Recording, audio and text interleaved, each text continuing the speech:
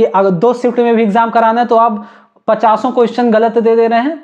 गलत क्वेश्चन का सॉल्यूशन सिर्फ ये नहीं है कि आपको अच्छा लग रहा है गलत क्वेश्चन आ गया तो मुझे पूरे मार्क्स मिल जाएंगे। उनसे पूछे जिन्होंने उस गलत क्वेश्चन पर पूरा का पूरा टाइम इन्वेस्ट कर दिया। हेलो दोस्तों, कैसे हैं आप सब। तो फाइनली एसएससी सीजीएल मेंस 2024 का जो एनालिसिस का वीडियो जिससे आप बेसब्री से इंतजार कर रहे थे, फाइनली शुभम जैन सर की वीडियो आ चुकी है। और अभी तक आपने नहीं देखा है तो उस वीडियो को एक बार जरूर प्रॉपरली देख ले। उससे आपको क्लियर कट आइडिया हो जाएगा कि आपके जितने मार्क्स आ रहे हैं, आपकी जितने क्वेरीज हैं, तो हो सकता है वहां से रिजॉल्व हो जाए। तो मैं यहां पर एक कंसाइज वे में, एक शॉर्ट वे में आपको बताऊंगा कि सीपीटी और डीएसटी की पोस्ट कौन कौन सी इस बार एसएससी कंसीडर करने वाली है, प्लस सीजीएल 2022 और सीजीएल 2023 से इस बार कितने रिपीटर्स बैठे हैं जिनकी वजह से बहुत ज्यादा कट ऑफ पर इंपैक्ट पड़ेगा, और ऐसे कौन कौन से फैक्टर हैं जो कट ऑफ को बहुत बड़े लेवल पर इंपैक्ट करते हैं। ठीक है ना, आज की इस वीडियो से आपको आइडिया मिलेगा। इससे पहले मैं आपको बता देना चाहता हूं, टेक्स्ट बुक पर एक बड़े लेवल पर बहुत अच्छी सेल चल रही है। अभी तक आपने पास नहीं परचेज किया तो किसी भी एग्जाम की आप प्रिपरेशन कर रहे हैं, आप वहां पास परचेज कर सकते हैं। और आपको अगर परचेज ही करना है तो आप हमारा कूपन कोड QNRS38 यूज कर सकते हैं। ठीक है ना, लिंक डिस्क्रिप्शन में मिल जाएगा। आज फर्स्ट टाइम मैं अपने प्लेटफॉर्म पर बोल रहा हूं। ठीक है, इससे पहले मैंने कभी किसी चीज का प्रमोशन किया ना, एडसेंस भी से भी एक सिंगल रुपीज मैंने अर्न किया। ठीक है ना, और मेरे पास भी प्रमोशन के लिए बहुत सारे मेल्स आते हैं, बट मैं उन फर्जी मेल्स को जल्दी जो है इंटरटेन ही नहीं करता। ठीक है ना, तो आप QNRS38 यूज कर सकते हैं और टेक्स्ट बुक का आप अपने पास परचेज कर सकते हैं। आप चलिए बात कर लेते हैं सबसे पहले सीपीटी और डीएसटी पोस्ट कौन कौन सी होती है जो कि सीजीएल 2022 और सीजीएल 2023 में एसएससी ने कंसीडर की थी, और कंप्यूटर की क्या कट ऑफ उनके लिए जा सकती है। जो सीपीटी पोस्ट है, आप मैं स्क्रीन पर भी लगा दे रहा हूं, आप यहां पर भी पढ़ सकते हैं। Assistant section officer in CSS MEA and AFHQ, assistant in serious investigation office under the ministry of corporate affairs, assistant GSI in the ministry of mines, assistant in Indian meteorological department ministry of earth science है ये, inspector है CGST and central excise, और inspector examiner and executive assistant in CBIC and postal assistant sorting assistant in department of post etcetera. ये CPT post हो गई। अब इसमें जो डीएसटी पोस्ट है वो है tax assistant and CBIC, tax assistant in CBDT, UDC, SSA central bureau of narcotics, ministry of finance etcetera. ये सारी पोस्ट सीपीटी और डीएसटी का, आई होप आपको क्लियर हो गया होगा। अब इसके बाद मैं कंप्यूटर के कट ऑफ की बात करता हूं, जो सीजीएल 2022 और सीजीएल 2023 में सेम रही, और हो सकता है एसएससी इस बार भी वही एग्जैक्ट रखे। ठीक है ना, तो सीपीटी और डीएसटी दो तरीके की पोस्ट होती हैं। जो कट ऑफ जाएगी सीपीटी पोस्ट के लिए, ठीक है ना, वो यूआर के लिए है 27 मार्क्स, ईडब्ल्यूएस के लिए है 24, ओबीसी के लिए है 24, एससी एसटी के लिए 21 है, ओएच, एचएच, वीएच इनके लिए 21 मार्क्स एसएससी ने रखा था। ठीक है ना, 2022 और 2023 में। और जो डीएसटी पोस्ट है और डीएसटी और सीपीटी पोस्ट के अदर जितने भी पोस्ट हैं उनके लिए जो कट ऑफ है यूआर की 18 मीन्स मैंने बताया था ना कितना, 30%, 60 मार्क्स का 30%, 18 मार्क्स ओबीसी के लिए 15, ईडब्ल्यूएस के लिए 15, एससी एसटी के लिए 12, ईएसएम, ओएच, एचएच के लिए, वीएच के लिए, इन सभी के लिए 12 मार्क्स रखा गया है कट ऑफ। ठीक है ना, तो मोस्ट प्रॉब्ली इस बार भी वही रहेगी। ठीक है ना, अगर आपके इतने मार्क्स आ रहे हैं तो आप निश्चिंत रूप से क्वालिफाई कर जाएंगे और आप एक पोस्ट डिजर्व करते हैं। ठीक है ना, अब इसके बाद मैं बात करूंगा कि कितने क्वेश्चंस पर अभी तक रिप्रेजेंटेशन डाली गई या कितने क्वेश्चन पर ऑब्जेक्शन रेज किया गया है। तो यहां पर स्क्रीन पर आपको यहां पर दिखता होगा जितने भी क्वेश्चन आईडी है, 18 जनवरी के 14 क्वेश्चन रिप्रेजेंटेशन उसके डाले गए हैं, उस पर ऑब्जेक्शन रेज किया गया है। ठीक है ना, जितने आईडी यहां दिख रहे हैं इतने क्वेश्चन आप मैच कर सकते हैं। इसके बाद जो 20 जनवरी के हैं, 20 जनवरी में 9 ओवरऑल 9 क्वेश्चन जो है रिप्रेजेंटेशन इसका डाला गया है। ठीक है ना, और यहाँ क्वेश्चन आईडी आपको दिखती होगी, आप यहां से मैच कर सकते हैं अपने क्वेश्चन। इसके बाद आप बात करते हैं कि अभी तक जो एक डेटा में आया वो अभी तक 2024 के जो मेंस में अपीयर होने वाले हैं उनमें कितने स्टूडेंट सेलेक्टेड हैं जो ऑलरेडी 2022 और 2023 में सेलेक्टेड हैं।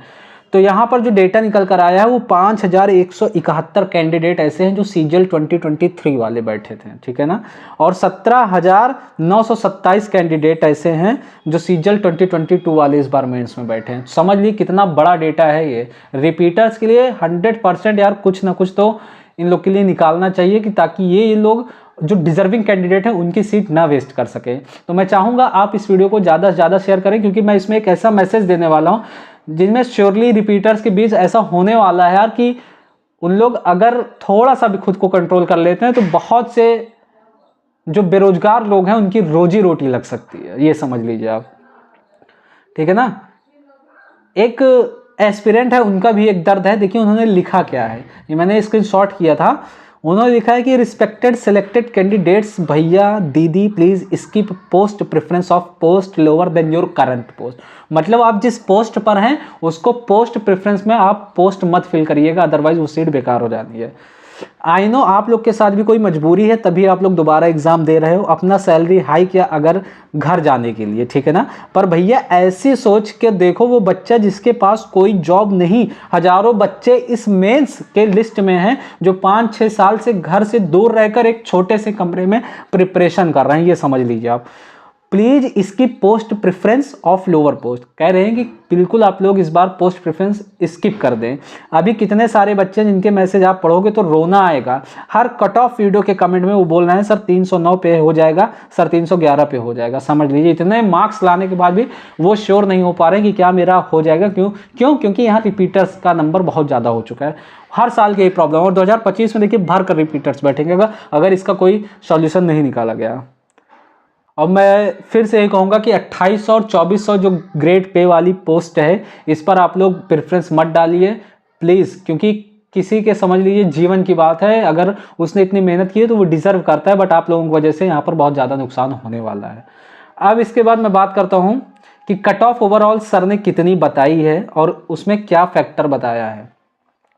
कट ऑफ जो वहाँ बताया गया है उस पर किस किस चीज़ का इम्पैक्ट पड़ेगा, ठीक है ना, ये सुनिएगा पहले।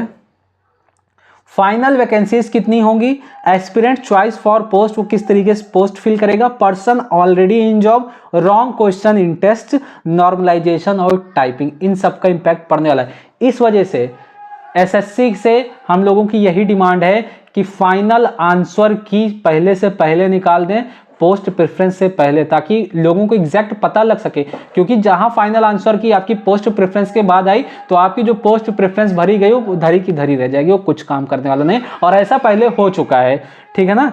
ओवरऑल यहां पर जो कट ऑफ सर ने प्रेडिक्ट की है वो उन्होंने बताया है जो 18 जनवरी के एस्पिरेंट है उनका यूआर कैटेगरी का 4200 और 4600 ग्रेड पे के लिए 323 नंबर यूआर के लिए चाहिए, और एससी एसटी के लिए, एससी के लिए 305, एसटी के लिए 299, ओबीसी के लिए 319, 319 नंबर, मतलब 4 नंबर का यहाँ डिफरेंस है। 323 यूआर का चाहिए और ओबीसी का 319, ईडब्ल्यूएस का 320, और जो 2400 ग्रेड पे हैं इनमें 312 यूआर के लिए, एससी के लिए 291, एसटी के लिए 279, ओबीसी के लिए 309 और 308 नंबर ईडब्ल्यूएस के लिए चाहिए। ये तो 18 जनवरी वालों का हो गया। बगल में आप स्क्रीनशॉट देख सकते हैं, आप यहां से मैच कर लीजिएगा, ठीक है ना। अब 20 जनवरी वालों का देखिए, सुनने में तो ये आ रहा है और बहुत से लोगों की ये कंप्लेन है कि 18 जनवरी वालों के साथ बहुत ही गलत हुआ है, बहुत ही ज्यादा गलत हुआ है।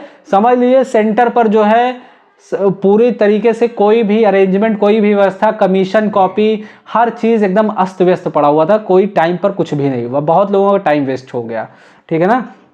इसका जो 20 जनवरी वालों की कट ऑफ बताई है सर ने, वो बोला है कि यूआर के लिए 327 नंबर, ये 4200 और 4600 ग्रेड पे, एससी के लिए 309, एसटी के लिए 303, मतलब जो 18 जनवरी और 20 जनवरी में जो यूआर कैटेगरी के 4200 और 4600 पे ग्रेड पे की है, इसमें जो है 4 मार्क्स का डिफरेंस आ रहा। 323 यूआर को चाहिए 18 में और 327 चाहिए 20 जनवरी में, ठीक है ना।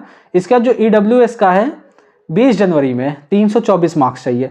अब 2400 ग्रेड पे वालों की सुनिए, यूआर कैटेगरी से 316, एससी से 295, एसटी से 283, ओबीसी से 313, ईडब्ल्यूएस से 312, और 18 जनवरी वालों में जिसका भी 15 से 20 मार्क का डिफरेंस आ रहा वो जरूर टाइपिंग देने जाएंगे, क्योंकि हर चीज अनप्रेडिक्टेड सी हो गई है। कब क्या हो जाए, कितनी कट ऑफ चली जाए, क्या कंसीडर किया जाए, कुछ नहीं बताया जा सकता। तो अगर आपका 323 से 300 या 290 95 के राउंड में मार्क्स बना है तो आप टाइपिंग देने आपको जाना है, मस्ट है, ठीक है ना। बिल्कुल रिस्क, बिल्कुल चांस लेने वाला नहीं है, क्योंकि अब एसएससी में सिलेक्शन लक बेस्ड हो गया है। जरूर जाइएगा, अगर 200-250 किलोमीटर भी आपको सेंटर दे दिया जा रहा है तो श्योरली आप टाइपिंग देने जाइएगा, वहां पर एक एक्सपीरियंस ही आपको मिलेगा। बिल्कुल डिमोटिवेट नहीं होना, एकदम आराम से आपको टाइपिंग देने जाना है, ठीक है ना। ये हो गया। अब इसके बाद मैं बात करता हूं क्वेश्चन पर। जो रॉन्ग क्वेश्चन है उनका क्या यार, एसएससी से समझ लीजिए 2 शिफ्ट का क्वेश्चन, 260 क्वेश्चन एसएससी ने सही सही नहीं बना पाया। मतलब किस लिए यार इतने ज्यादा सैलरी कर्मचारियों को दी जा रही, जो वहां पर सिलेक्टेड लोग बैठे हैं, किस लिए इतनी इतनी सैलरी ले रहे हैं? इसलिए कि अगर 2 शिफ्ट में भी एग्जाम कराना है तो आप 50 क्वेश्चन गलत दे रहे हैं।